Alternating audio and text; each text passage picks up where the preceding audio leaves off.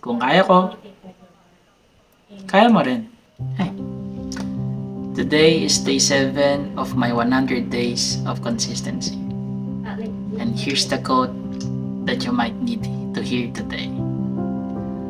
Our quote of today is, the best time to plant a tree was 20 years ago. The second best time is now. It's never too late to start something. Sabi nga ng partner ko, you can always rebuild yourself, recreate yourself. Habang may buhay, may pag-asa. So, yung mga bagay na pinagsisisihan mo hindi mo nasubukan gawin noon, basta mabuti, baka hindi mo subukan gawin ngayon. Baka talagang katam o pagdadahilan na lang yung nagiging hadlang para di ka magsimula.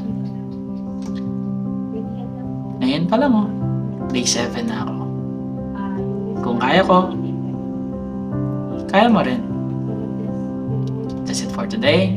See you again tomorrow. Bye!